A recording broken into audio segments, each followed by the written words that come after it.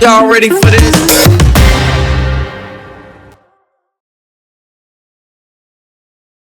In the pantheon of legendary music producers, one name resonates with a profound influence: Mannie Fresh. Born Byron Otto Thomas on March 20, 1969, Mannie Fresh is celebrated as a multifaceted artist, encompassing the roles of a producer, rapper, and DJ. Mannie Fresh's lasting legacy in the music industry is most prominently showcased through his prolific contributions to CashMoney Records, where his innovative sounds helped shape the label's iconic identity. Integral to the success of the label, he played a pivotal role as one half of the dynamic hip-hop duo, the Big Tymers, alongside label co-founder Baby, later known as Birdman. The duo's synergy resulted in a string of hits that resonated across the industry. He's one of the masterminds behind the CashMoney label, with his production selling over 23 million units, all sparked by a DJ father. Though he never achieved the same level of fame as the rappers whose beats he crafted, icons like Juvenile, BG, and Lil Wayne, his sound became the heartbeat of CashMoney's meteoric rise to prominence. From 1998 to 2004, the creative genius of Mannie Fresh illuminated the music industry, with his production work propelling 17 albums to multi-platinum, platinum, or gold status for CashMoney Records. This era marked a golden age for the label, characterized by Fresh's distinctive beats that defined the sound of a generation. Mannie Fresh's journey with CashMoney Records began at its inception in 1991. As the sole in-house producer during those formative years, he laid the foundation for the label's future triumphs. His visionary soundscapes set the stage for CashMoney's rise to prominence. We gonna be here. I ain't no fly-by-night nigga. Gonna be here 2 years, 3 years. I got this shit. I met Baby and Slim. I was DJing in the Calio, and that's way out of my area. Baby and them was there. He was just like, I wanna make records. And I think like you're the dude, you know, that could bring it to the next level. I think Baby can sell space heaters in hell. Mannie Fresh's stage name holds a special significance, drawing inspiration not only from his father, but also from the observant eyes of his classmates, who couldn't help but notice his affinity for brand new sneakers. The moniker Fresh became a fitting descriptor for a young man destined for a career in music. Mannie Fresh, that's what I'm gonna start off with, aka Elvis Freshly, aka Manny Glover, aka Figgy Balls. Let me see what else I've been.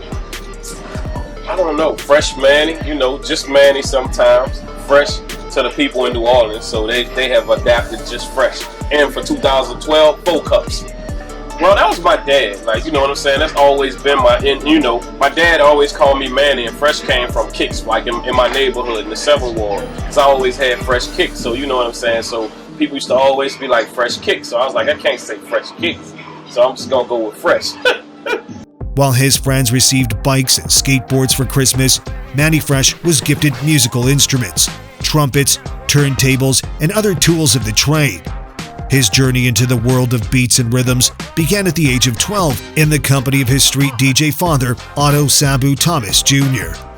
Growing up under the tutelage of DJ Sabu, Mannie Fresh absorbed the art of commanding a crowd, a skill he witnessed his father masterfully display night after night into the early morning hours. What struck him most was how the ladies would scream when his daddy played music. He thought to himself that he wanted to be just like that. The crazy thing was, when I got a little bit older, I would say like around 16, 17, like my dad kind of used to let me tag along with him. Sabu, like most people know him as that, like, you know, around the city. So my dad got posters when he won the battle of the DJ thing, like in his era or whatever, a couple of times or whatever. So I'm like, all right, you that dude, like, you know. So I took an interest in it. Mannie Fresh's real introduction to music came when Planet Rock by the American hip-hop artist Africa Bambaataa and the Soul Sonic Force hit the airway. The song's infectious breakbeat and compelling bass line struck a chord with the young Fresh, inspiring him to experiment with beats and rhythms in an attempt to imitate its sound. Armed with determination, he began amassing a collection of records and honing his skills with a turntable. Mannie experimented with drum machine programming, driven by a passion to recreate the groundbreaking beats that had initially inspired him. As Mannie transitioned into his teenage years, his burgeoning skills found a public platform. He ventured into DJing, starting with school dances and house parties before progressing to command clubs across the city. The energy and enthusiasm he brought to these live performances quickly established him as a notable DJ within the local music scene. I started out as a DJ, as most people know. I really didn't set out to be a producer, just kind of morphed into me being a producer. I started doing remixes, mimicking other people's songs and putting my own little spin into it. And people just kind of accepted it and was like, hey, I think you got something that, you know, is your own thing. At the age of 15, after a few years of dedicated self-directed practice and numerous live gigs, Mannie Fresh encountered a transformative opportunity. A fateful introduction came through his friend DJ Wop, who connected him with his cousin, Denny D. Denny D, a successful mobile DJ and native of New York, opened doors for Mannie Fresh, presenting him with a golden opportunity for career advancement. Denny invited the talented teenager for an audition. Fresh's live set not only met but exceeded expectations, leaving both DJ Wop and Denny D in awe of his prowess behind the turntables. Recognizing the potential for a formidable collaboration, Mannie Fresh, DJ Wop, and Denny D joined forces to create the group New York Incorporated. This collaboration marked the birth of a seminal New Orleans rap group with 7th Ward native and friend Mia Young, better known as Mia X, joining their ranks. I was in a DJ group called A Rocker's Revenge. I was doing some MCing for them, and my two cousins, my cousin DJ AC and DJ Bird were the DJs, and Mannie, it was Mannie, DJ Wop, Mia X, and like I said, it was me, DJ AC Bird, Rocker's Revenge. We just were DJ groups that just did different parties. New York Incorporated quickly became a sought-after act, earning the opportunity to open for major acts that visited New Orleans. Mannie Fresh, in particular, seized this opportunity to expand his musical horizons under the mentorship of Denny D. Denny's expertise in creating remixes and executing scratches became invaluable lessons for the aspiring artist. Their live performances were nothing short of spectacular. Adopting a unique approach, the trio played as 3 DJs simultaneously, seamlessly layering songs on top of one another. Mannie Fresh's individuality shone through in his DJ sets, transforming them into dynamic live performances that showcased not only his burgeoning DJ skills, but also his emerging prowess on the keyboard. Infusing his sets with a unique blend of creativity, he utilized a drum machine backing track to respond to hit records and other songs, adding his distinctive twist to the mix. I started doing remixes, mimicking other people's songs and putting my own little spin into it. And people just kind of accepted it and was like, hey, I think you got something that, you know, is your own thing. So I started putting my original twist to it, and just, I mean, like the early 90s, that was the birth of Lil Wayne, Juvenile, and the Hot Boys. Just me doing my own little, you know, crazy New Orleans music style or whatever, you know, from a DJ perspective, and, you know, and now you got all of these cool people from that. Upon receiving advice from a friend, Mannie ventured into the realm of crafting his own original beats, a decision that would prove transformative for his career. Mannie Fresh's early influences, ranging from the groundbreaking sound of Run DMC to the turntable mastery of Grandmaster Flash and the artistic stylings of Slick Leo, left an indelible print on his musical journey. These influences served as pillars upon which Mannie built his distinctive sound and style. In the mid and late 80s, Mannie Fresh took his passion for music to another level by interning at Alan Toussaint's C Saint studio. It was within the confines of this studio that Mannie crossed paths with Gregory D and collaborated on the creation of the track Buck Jump Time, marking a significant milestone in his journey toward becoming a renowned music producer. Following Mannie's Fresh collaboration with local rapper Gregory D, the duo went on to create the classic album Throwdown in 1987. The project garnered attention and interest from major labels, prompting Thomas to make a significant move to California alongside Gregory D. In pursuit of further opportunities, Mannie secured an internship with RCA Records. Interestingly, he initially kept this move hidden from his parents, who believed he was still enrolled at Southern University, New Orleans. During his time at RCA Records, Mannie Fresh played a key role in the release of The Real Deal, the final album from the Gregory D and Mannie Fresh collaboration. While in California, Mannie Fresh expanded his musical horizons by working as an understudy to the legendary Chicago house DJ producer Steve Silk Hurley. Additionally, Mannie Fresh served as a DJ for West Coast Raptors Spice One and Too Short. This touring experience not only broadened his exposure, but also allowed him to contribute his talents to the dynamic West Coast hip-hop scene. Facing setbacks and creative differences with Gregory D, Mannie Fresh returned to his roots in New Orleans after experiencing disappointments with major labels. Resuming his work as a DJ, Mannie also continued to explore his production talents, contributing to Cheeky Black's track Bitch Get Off Me. During this period, the Williams brothers, founders of the newly established CashMoney Records, were on the lookout for emerging talent to sign to their label. Their initial artist was Kilo G, a gangster rapper whose local recognition was limited. CashMoney Records, aware of Mannie Fresh's reputation and skills, approached him through Heavy, a mutual friend, to collaborate on producing music for their budding record label. I met Baby through this one of my friends named Heavy, right? He used to DJ at a club with me. This club called Rooms I used to DJ at. You know, and he was like, man, I got some cats that, you know, like, they really want, you know, get a stab at this record company thing. You know what I'm saying? And at that time, me and Greg kind of fell out, you know, we had our differences or whatever.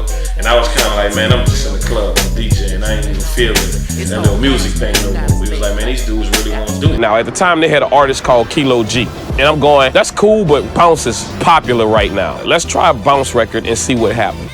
Initially hesitant due to concerns about Baby's reputation in the streets, Mannie Fresh, who had previously worked with various figures in the drug trade during his DJ career, was cautious about his associations. But every week, the drug dealers had me there because they wanted to keep that crowd out there. As someone now seeking stability and legitimacy in his collaborations, Mannie Fresh was initially reluctant to work with Baby and CashMoney Records. Shot at it, you know, I promise y'all, like, it's gonna happen. But if y'all get out the streets and let's do it the right way, our first meeting didn't go good. What do you mean? They were still going, we some street dudes. Yeah, we still West Coast out. Yeah, well, we still got some stuff we got to get rid of. I was around in them times. Okay, yeah, I was around. It was like, we still got some stuff we got to get rid of. You know? Oh, that's what they said? Yeah, and I was like, okay, well, when y'all finish that, come holler at me. So, you know, they circled back. It was only after Baby assured Mannie Fresh that the record label had transitioned away from street dealings that Mannie agreed to collaborate. Mannie Fresh's collaboration with CashMoney Records began with the production of Bounce Slide Ride, the debut track for the label's newly signed artist Lil Slim. So hooked up with him. First song that I did was this dude named Lil Slim. And there was a song called Bounce Slide Ride. This was the very first song I'd done with them. I think I charged them like $200, did the beat. Instantly, it jumped off. So from then on, it was like, man, can we do Lil Slim album? You know what I'm saying? It wasn't even supposed to be like, you know, us getting together to have a collaboration or nothing, just every now and then just do a beat. But it just got more and more popular till it was like, come on, man, we need to just, you know, come on, we can put this together and keep on, you know, and roll with it. Following this successful venture, CashMoney Records expanded its roster by signing the bounce group UNLV. Their first collaboration with Mannie Fresh resulted in the dance track Eddie Bow. I heard about these dudes from my dad called UNLV. They was just like three little dudes that would just go around rapping off of break beats or whatever, but they had a following. The CashMoney Records family continued to grow with the addition of projects Most Wanted, along with solo acts such as Pimp Daddy, the hook specialist Miss T, and Lil Slim. Notably, Brian Williams, co-founder of CashMoney Records, made his rap debut under the moniker B32, releasing the unconventional track I Need a Bag of Dope in 1993. Projects Most Wanted, another addition to the label, released the first album of the Mannie Fresh era at CashMoney with their debut, Legalize, Pass the Weed, in 1993. During this initial period, Mannie Fresh's productions primarily leaned towards the bounce music genre before gradually transitioning it to rap. Mannie Fresh's unique position allowed him the creative freedom to produce songs and integrate them into his DJ sets during his performances in New Orleans. This strategic move not only showcased his versatility, but also contributed to the sales strategy of CashMoney Records during a time when records were sold directly from Baby's trunk. This grassroots approach, coupled with Mannie's fresh, distinctive productions, played a crucial role in bringing CashMoney Records into the limelight. Mannie Fresh's involvement in Cash Money's early recruitment drive extended beyond his role as a DJ. During this period, he played a crucial role in discovering and signing talent for the label. One notable encounter was with Juvenile when he was just 15 years old. I came to Cash Money solely because of them beats. So Juvie said, if I come over there, I want to rap on this song. You know what I'm saying? He was like, this has been always one of my favorite Mannie Fresh beats. You know what I'm saying? And I'm like, well, luckily, and this beat was done on like a 4-track Tascam. Oh my gosh. Know what I'm saying? Like and I was like, but when we met him, Juvie was getting off from work. And where was you working, Juvie? On-site environmental. I was the foreman. Yeah, but this is what's crazy. But I begged for. I was like, listen, y'all gotta sign him. Juvie did about 15 songs like on spot. Like you know what I'm saying? They drove me home, and I was giving them. They was like, do another one, and I was just like, damn. Who was in the car? It's me, Baby Slim, and Juve. Yeah. Wow. What kind of car was it? What do we? Legend. Yeah, Legend. Y'all was still coming up. That was the new shit. Cash Money Records also signed teenagers Dwayne Carter and Christopher Dorsey, initially pairing them and naming them the BGs. I've been in the game since I was 8. I've been writing rap since I was about 8. He kidnapped me. Baby and Slim kidnapped me. I was about 9 when they kidnapped me. So, I've been thugging since I was 9. You understand? And then I had a few family problems, so I drifted off, then I got back with them. Now, I make 15 Monday, and I'm on my first solo album. Christopher Dorsey later assumed the name BG after Lil Wayne was temporarily removed from the group due to academic challenges and struggles within the bounce culture. Wayne's eventual return marked the beginning of BG's solo career. B was like, man, I'm gonna come get you, you know what I'm saying, put it into the studio. From there we made history, you know what I'm saying, because, you know, he like groomed me. At that time, he had UNLV, he had Pimp Daddy, he had Miss T, Kilo G. He had a nice little local roster, you know what I'm saying, but 95, you know what I'm saying, everybody wanted to leave him, you know what I'm saying. As the years unfolded, Cash Money Records underwent evolution, and the first generation of artists eventually moved on. Unfortunately, some artists, including Pimp Daddy, Yellow Boy, and Kilo G, passed away. Seeking a new wave of talent, Baby and Slim made the decision to release almost everyone from the label. Mannie Fresh, as the in-house resident producer, remained a constant, working on a multitude of albums that showcased his versatility and impact. Mannie Fresh's production credits during this era include Lil Slim's albums The Game Is Cold, Powder Shop, and Thuggin' and Pluggin'.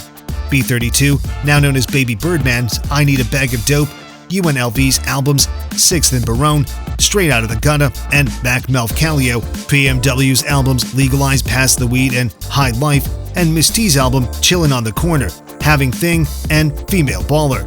Additionally, Mannie Fresh contributed to Pimp Daddy's Still Pimping, Mr. Ivan's 187 in a Hockey Mask, Tech Nine's Straight from the Ramp, and Magnolia Shorty's Monkey on the Deck.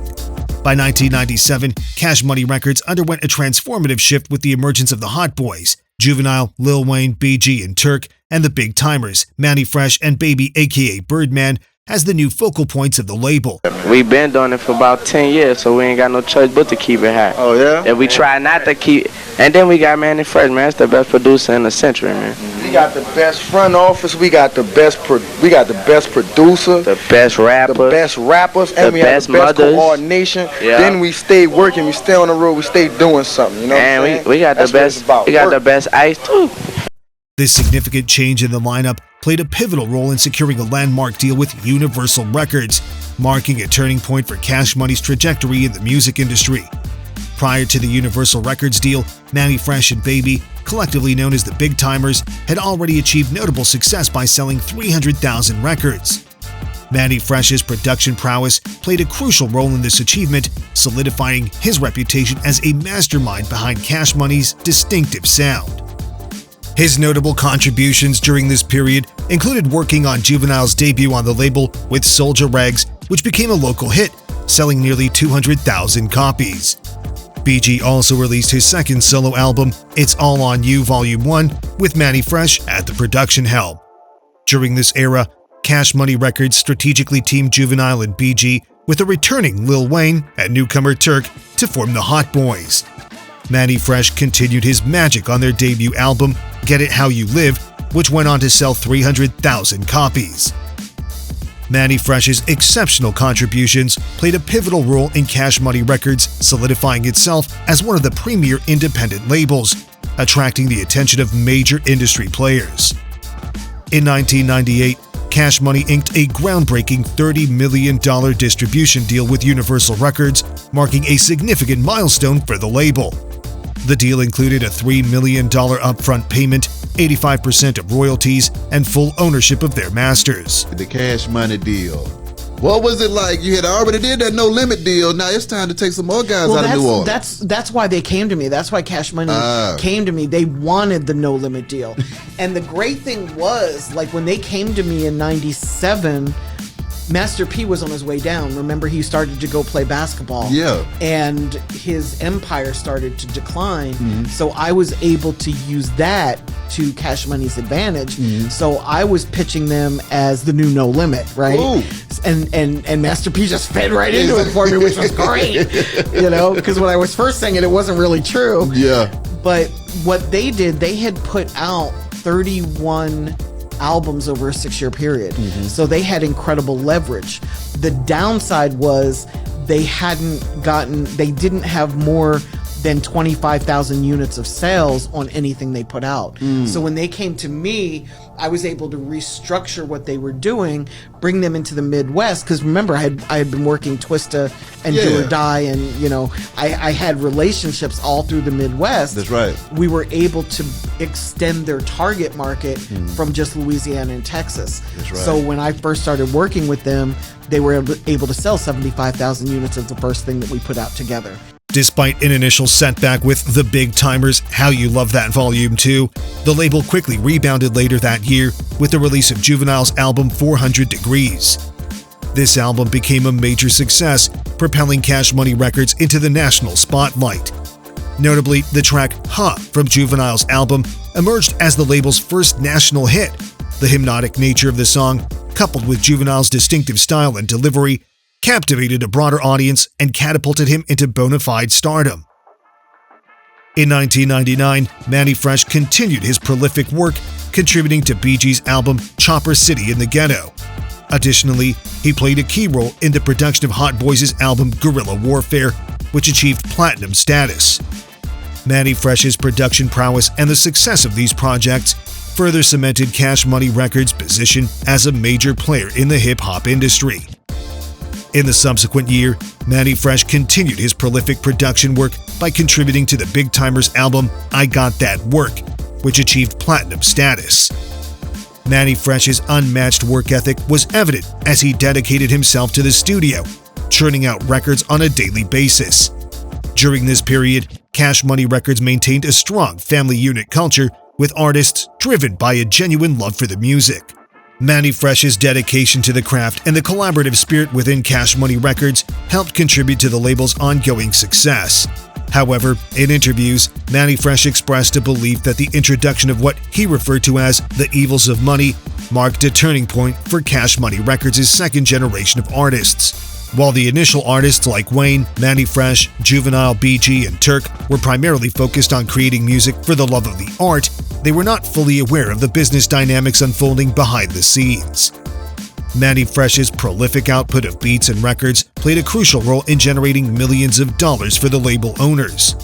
However, as the label expanded and financial interests came to the forefront, the dynamic within CashMoney Records began to shift, and the once close-knit family culture changed.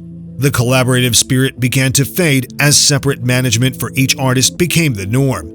Previously, artists like BG could feature on Lil Wayne's song without management hurdles, but this dynamic shifted as the label grew.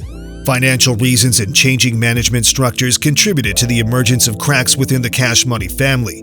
The departure of Juvenile in the early 2000s was a significant blow, accompanied by creative disputes with Mannie Fresh. That's what it was, man. You know, I wanted to stay. You know, you never want to leave a winning team, you know. That's just like Jordan leaving the Bulls, you know, and I just felt like I need to be compensated for. I'm working hard. I just want to get paid for it. Now, was it a bad contract, or they just wasn't paying nobody? Yeah, it was a bad contract. It was a bad contract, and it was just other things going on outside of that where I felt like I needed to get paid for, like shows, a lot of things, man. Oh. Despite the challenges, CashMoney Records persevered. Contrary to expectations that the label was over after Juvenile's departure, Mannie Fresh and Baby's Big Tymers duo stepped up with resilience. The release of Still Fly as the lead single from their 2002 album Hood Rich proved to be a massive success. The song reached impressive chart positions, including number 3 on the Hot Rap Tracks chart, number 4 on the Hot R&B Hip Hop Songs chart, and number 11 on the Billboard Hot 100 chart. Still Fly became their highest charting and most successful song, ranking number 50 on the Billboard Year-End Hot 100 Singles of 2002 chart. During this period, Mannie Fresh began to question the financial disparities within CashMoney Records. While he dedicated himself to creating music in the studio, he observed that other artists within the label were enjoying luxuries such as Bentleys and top-range cars, a lifestyle that seemed elusive for him. Feeling a sense of disparity, Mannie Fresh initiated discussions with the record label owners Baby and Slim to address why he hadn't received any royalties for the music he had produced over the past decade, aside from charity checks. However, these discussions proved unproductive, with the issues continually being postponed. In quick succession, financial reasons led to the departure of BG, followed by Turk from CashMoney Records. Their exits marked the end of the Hot Boys, a group that had been integral to the label's success. I found out when we was on our CashMoney Rough Riders tour. You know what I'm saying? We was going like 60 days. And nigga, you know what I'm saying? He was collecting like 165 G's a night cash. You know what I'm saying? And we was selling out every venue, 10,000, 15,000 people. You know what I'm saying? We was gone for 12 weeks. You know what I'm saying? I come back. You know what I'm saying? I buy me a brand new Benz cash. You know what I'm saying? He give me a check for 300 G. But I reading the paper, the fucking tour and growth 14 million. I want my money. You know what I'm saying? That's the bottom line. You know what I'm saying? And you know, Baby raised me. You know what I'm saying? He took me under his wing when I was like 10, 11 years old, before he even started the company. You know what I'm saying? You know, he really had me brainwashed. You know what I'm saying? I wouldn't have never thought that in years it would have ended up how it ended up. You know what I'm saying? And you know, anybody who was in the camp, they already know. You know what I'm saying? Man, Baby was like Sugar and Pop. You know what I'm saying? Like Puff and Big. You know what I'm saying? Like Face and shit. The departure of these key artists also left their third album, Let 'Em Burn, in limbo for a period before resurfacing in 2003. This series of departures dealt a significant blow to the CashMoney dynasty, signaling a challenging period for the label. Mannie Fresh's close bond with BG became evident when BG left CashMoney Records. Despite being closer to BG than Juvenile, Mannie Fresh initiated a conversation with BG to understand the reasons behind his departure. BG echoed similar concerns about not receiving royalties for the music released under CashMoney. The success and fame achieved during their time in the Hot Boys did not translate into significant financial gains for the artists beyond some apartments and cars provided by the record label owners. Undeterred, Mannie Fresh continued to press Baby, aka Birdman, to address the issue of unpaid royalties, but his efforts were met with resistance. In 2004, Fresh was granted the opportunity to record an album with full control over sales and tours. This led to the release of Real Big, a track from the album The Mind of Mannie Fresh in 2004. However, as Mannie Fresh embarked on tours to promote the album, he soon realized that the terms of the deal were not as favorable as he had believed. Instead of receiving the full amount from a show, Mannie Fresh alleged he was only receiving a quarter, with Baby allegedly taking the remainder of the money. This revelation added to the growing frustrations and tensions between Mannie Fresh and the CashMoney Records ownership, exposing deeper issues of financial discrepancies within the label.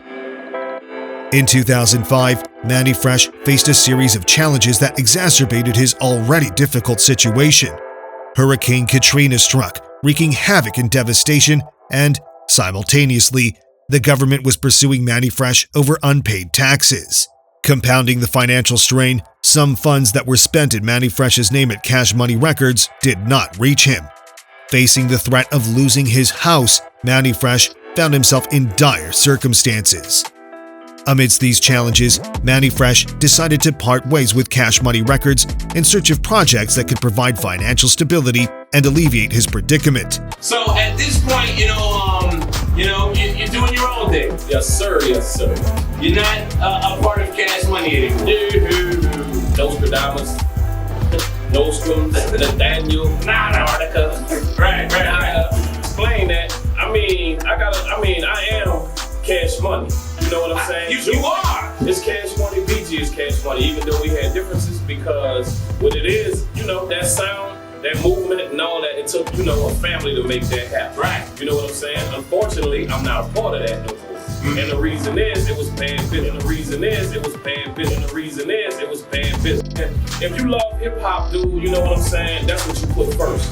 I never really put business first. You know what I'm saying? I was always, that hip hop head that, this is what I love to do. So, I felt like, I'm gonna get paid anyway because, this is what I love to do. And when somebody take your talent, you know what I'm saying, and they getting it, and you're not really getting what you deserve, and you're not seeing, what's really going on. It's kind of like your love for hip hop, it overshadows that, but then at the same time, you're watching what's going on around you, and you're like, well, hey, I deserve more than this, what's really going on. All right, and can I explain the issue that just happened? Yeah, go ahead. Listen, New Orleans, Baby just called up here, right? So he feel like my comments was wrong with what I'm saying. So I'm asking him to call the radio station back right now and address me like a man. I ain't gonna curse you, you don't curse me. We can address the issues right here, live in New Orleans. Alright, no man, he's a man. He had some words, he said, call the radio station. I'm on the air right now. Alright. Let's talk about some of the new things that are going on. And if he calls, we'll give him a chance to say his side. Let's keep this as fair. Keep it professional. I'm gonna keep it fair. Dude, I'm hip hop, you heard? Dude, I'm hip hop, you heard? When he left the label, he did so with practically nothing, carrying only his tennis shoes and a drum machine. Mannie Fresh went on to collaborate with artists such as Young Jeezy and T.I., seeking new opportunities and artistic ventures. Upon leaving Cash Money Records, Mannie Fresh was surprised to receive numerous offers from artists in the industry who had been interested in working with him. Some artists revealed that during Mannie Fresh's time at Cash Money, they had been blocked from collaborating with him. Notably, when Juvenile departed from Cash Money, Mannie Fresh attempted to bring T.I. to the label. While they collaborated on some songs, the Cash Money situation hindered the possibility of a full album with T.I. Despite Mannie Fresh introducing T.I. to Baby, the label did not envision T.I. becoming a significant artist. Within 2 months of leaving Cash Money Records, Mannie Fresh managed to make $1 million, allowing him to clear his debts. However, the conditions of his departure stipulated that he could only work with artists by creating beats and was prohibited from signing a deal to produce for artists. In a revealing interview, Mannie Fresh disclosed that he had a significant opportunity with Def Jam when Jay-Z was serving as the president. A deal was on the table, and there was even a collaboration in the works featuring Lil Wayne. However, the deal ultimately fell through because someone at Cash Money, Mannie Fresh's former label, intervened and refused to clear Lil Wayne's verse for the song.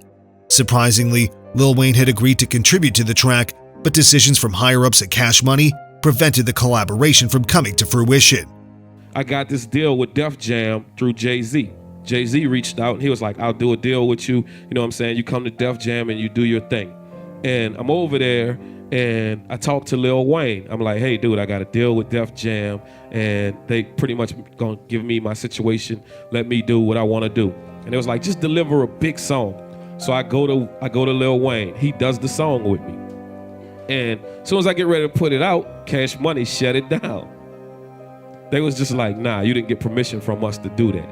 And I'm like, wow, like, is it really that serious? Like, I mean, that's kind of ugly of y'all to do that. And I'm like, Wayne agreed to do the song. And it was like, well, Wayne can't speak for Wayne. We speak for Wayne. It kind of gave Def Jam a salty taste too, because they was just like, every time we do something, if it's gonna get shut down, we really don't wanna, do this with you. In one of Mannie Fresh's interviews, he candidly revealed the challenges he encountered during his tenure at Def Jam. Despite the presence of heavyweight artists like Ludacris, Young Jeezy, and Rick Ross on the label, Mannie Fresh observed a notable absence of physical interactions among these talents. Additionally, he faced further hurdles as Def Jam imposed restrictions on his mobility and limited his production output, a stark contrast to his earlier prolific pace. Mannie Fresh found that his ideas were frequently dismissed and the label appeared indifferent to his significant contributions. This challenging environment may have been a consequence of fallout from Jay-Z's abrupt and unceremonious departure from Def Jam. Despite these difficulties, Mannie Fresh remained undeterred and continued to collaborate with a myriad of artists. Notably, he reunited with Juvenile, Rick Ross, and Mystical, showcasing his resilience and commitment to creating impactful music despite the hurdles he faced within the industry. Returning to his DJ roots, Mannie Fresh rediscovered the fundamental love he had for hip-hop. A significant and nostalgic moment occurred in 2017 when Birdman and Mannie Fresh, collectively known as the Big Tymers, reunited. They hosted a homecoming bash at the Bud Light Crew HQ during NBA All-Star Weekend in their native New Orleans, Louisiana. This reunion was not just a musical collaboration, but a symbolic return to their roots, celebrating the shared journey that defined their iconic musical partnership. In 2023, Birdman made a groundbreaking announcement that sent waves through the hip-hop community. He expressed a willingness to invest $100 million to make a CashMoney reunion tour a reality. The reunion reality finally happened in 2024, where the whole CashMoney family set their differences aside and worked together once more.